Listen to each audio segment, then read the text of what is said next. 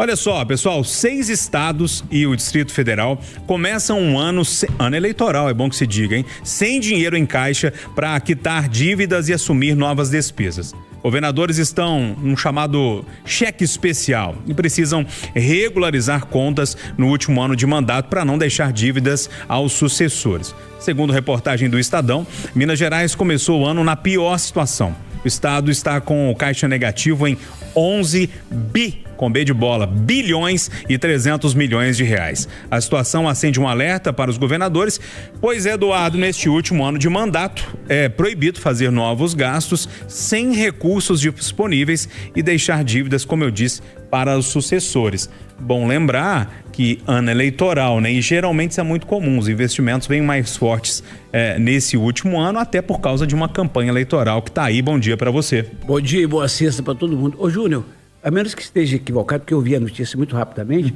junto com Minas, ou seja, na sequência, só estado considerado menor do ponto de vista de arrecadação, certo? Eu vou pegar os estados para você aqui. Pega isso aí, porque isso também é importante, dizer que São Paulo não está, Rio Grande do Sul não está, Rio de Janeiro não está, ou seja, isso torna a situação ainda mais grave.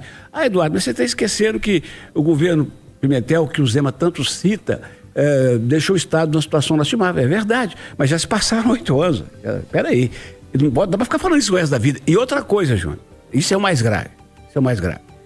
Se na quarta-feira de cinzas você diz aqui para os ouvintes, o nosso Eduardo Costa não participou hoje do Conversa de Oração porque ele está com um probleminha de garganta, de saúde. Aí 5 minutos depois, alguém acessa a minha rede social e eu tô lá na Bahia assim, alelê, o samba com você. Peraí, você matou na cueca. Então é o seguinte, onde é que eu quero chegar? Eu na Bahia, curtindo o carnaval e falando com a rádio que eu tô doente, é a mesma coisa do Zema, com a história dele, com a seriedade dele, ter um rombo no orçamento de 11 bi e continuar concedendo benefícios fiscais que somam mais que o dobro. É grave também o fato de o Matheus ter anunciado que ia anunciar ou criticar o Lula e depois falou que não era bem assim, que não ia anunciar. O estado inteiro sabe, eu me refiro a pessoas que têm a obrigação de saber. Todo mundo sabe quem são os beneficiários e, coincidentemente, estão lá na Justiça Eleitoral como doadores de campanha. Isso, Júnior, não é legal para governador nenhum, mas para o Zema, que é sério, que é de fato correto e que prometeu colocar Minas nos trilhos, não combina. Não combina, governador.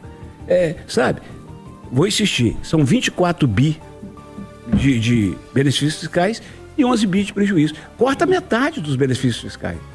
E outra coisa, para fechar a prosa, quem está prometendo atuar firme esse ano contra isso é o Tribunal de Contas do Estado. O senhor sabe o tanto que eu critico esse tribunal, mas nesse caso estou com o tribunal achando que isso sim é dever do tribunal fazer, vigiar mesmo, controlar e monitorar. Você quer o nome dos estados? Por favor. Minas Gerais, Rio Grande do Norte, Alagoas, Distrito Federal, Rio Grande do Sul, Tocantins e Acre. A minha vergonha alheia aumenta. E esses números foram relatados, Marcelo da Fonseca, pelos próprios executivos estaduais naquele relatório de gestão fiscal chamado RGF. Bom dia para você. Bom dia, Júnior. Bom dia, amigos do Conversa. Bom dia a todos os ouvintes. Lembrando que o Rio Grande do Sul passou por uma tragédia, né? Foi praticamente devastado há 2 anos. Então, era já previsível, né, que o estado do Rio Grande do Sul estaria nessa lista por causa da situação. Agora, eu acho que o Edu foi no ponto central, né, que a gente tem que avaliar.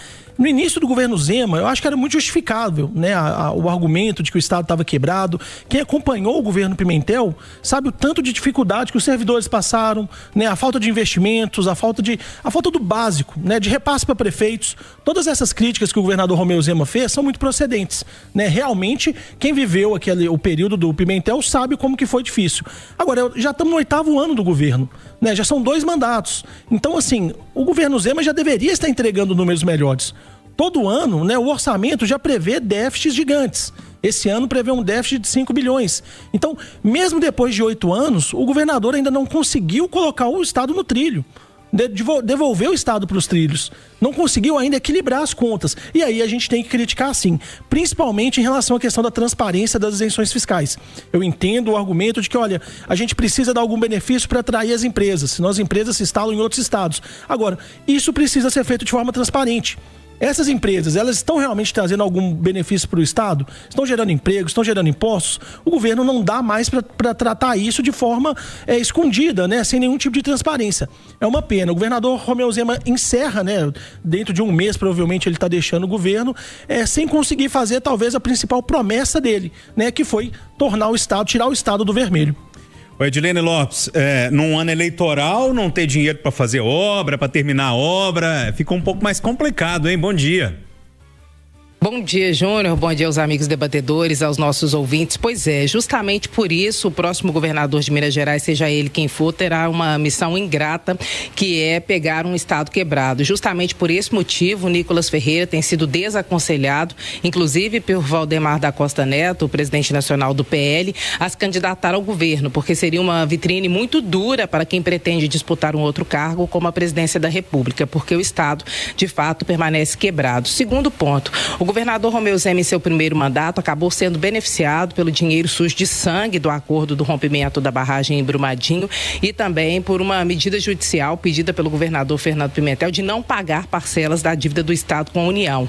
Isso fez com que ele tivesse recursos, por exemplo, para entregar e terminar obras de hospitais regionais. Só que no segundo mandato não teve isso. Então, o que o governador Romeu Zema, ao longo desses 2 mandatos e principalmente no primeiro, conseguiu fazer, que ele falava que era arrumar a casa, foi pagar os servidores em dia, porque nós vamos lembrar, o salário era pago de forma parcelada e fora da data. Aqui na Itatiaia, todo mês eu descobria quando o salário ia ser pago e antecipava isso para o servidor. E também nós tivemos um acordo que o governo fez com as prefeituras, com os prefeitos, para pagar parcelas atrasadas do dinheiro devido às prefeituras, o que fez também com que ele garantisse a sua reeleição, porque teve um apoio em massa dos prefeitos. Então, isso foi feito no primeiro mandato e a partir do segundo, nada que não teve dinheiro extra praticamente foi possível de ser executado. E o Estado permaneceu o quê? Quebrado, quase que praticamente na mesma situação em que o governador Romeu Zema o pegou. Então a situação é crítica, se a gente pode usar uma palavra leve para isso, Júnior Moreira.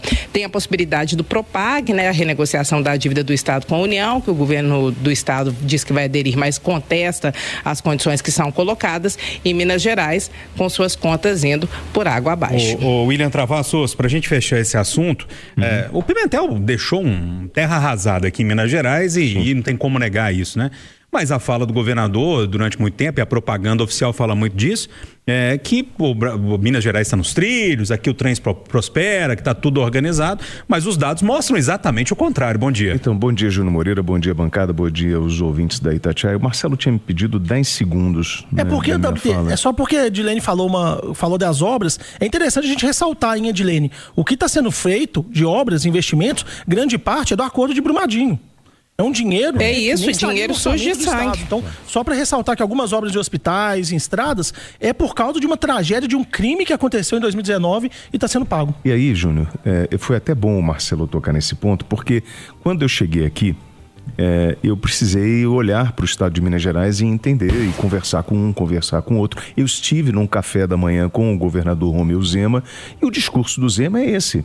Né? Estamos nos trilhos, organizamos as dívidas, hoje o funcionário público ele recebe o seu salário.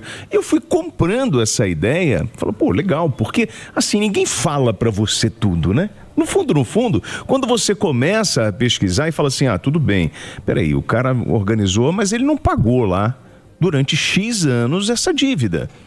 Ele priorizou, foi uma questão de prioridade em organizar dentro, ele não cumpriu com a área da segurança, os reajustes ou a recomposição e várias promessas e histórias que não foram colocadas para frente. E aí é muito fácil falar. Hoje o funcionário recebe o salário em dia, mas você tá com um rombo aí, amiguinho.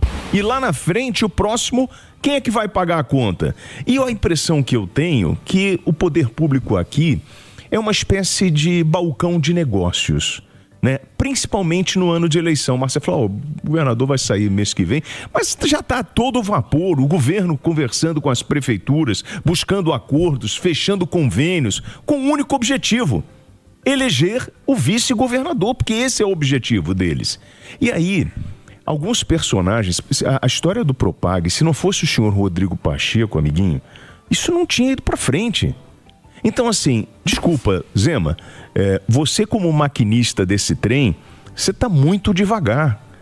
Você parece aquele trem de carga pesado e você não quer abrir esse leque de informações, como, por exemplo, o quanto você está dando de isenção para as empresas, cara. Que é dinheiro nosso. Esse dinheiro não podia estar no nosso caixa e a gente não está com esse cheque furado, com esse rombo que nós temos? E como é que a gente vai resolver isso, governador? Não está na hora de explicar? Será que a culpa vai ficar de novo no Pimentel?